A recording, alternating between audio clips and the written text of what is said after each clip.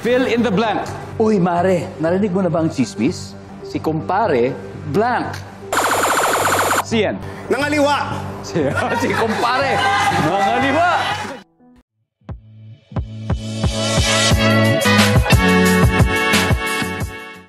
Mainit ang mga naging tanong sa segment ng Family Feud nitong nagdaang araw sa pag-guest ng aktor na si Sian Lim at mabilis na pinag-usapan ng halos lahat ng naging sagot niya dahil ayon sa marami ay tila tugmang-tugma raw ang mga tanong sa mga isyong pinagdaanan ni Sian nitong taon.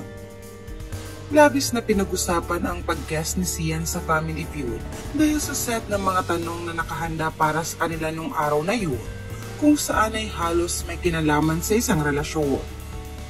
Hindi kasi lingid sa marami na isa ang hiwalayan nila Kim Chiu at Sian Lim sa mga mainit na pinag-usapan ngayong taon, at matatandaan ding isa sa naging issue dito ay nang sabihin ng ilan na ang panloloko ni Sian sa aktres ang naging dahilan ng kanilang hiwalayan. Gayunpaman, kagad na nilinaw ng kampo ni Sian na walang lokohang nangyari. Sa kabila nito, hindi pa rin nawala ang galit ng ilang fans kay Sian, kaya naman sa bawat naging sagot nito sa Family Feud, lalo na kung patungkol sa isang relasyon, ay kagad na binibigyang kahulugan nito ng ilan at iniuugnay sa nagdaang issue nila ni Kim. Una na ngang nasagutan ni Sian sa nasabing show ay nang dugtungan ng pahayag na, "Oy Mare, narinig mo na ba ang chismis? Si kumpare, blank."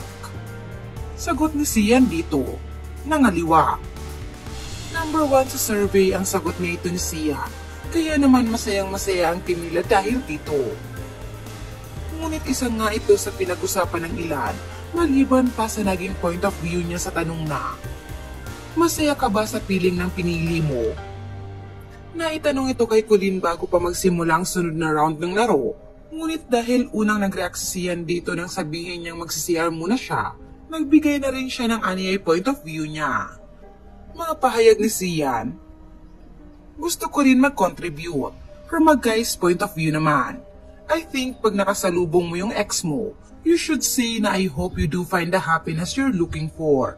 Ganun lang. Dapat masaya kayo para sa isa't isa. In good terms dapat." Dahil nga dito ay inulan ng magkakahalong reaksyon ang naging pahayag na ito ni Sian. Narito ang ilan sa kanilang mga komento. Okay. Alam na alam mo pala noon pa na walang happiness si Kimi sa'yo.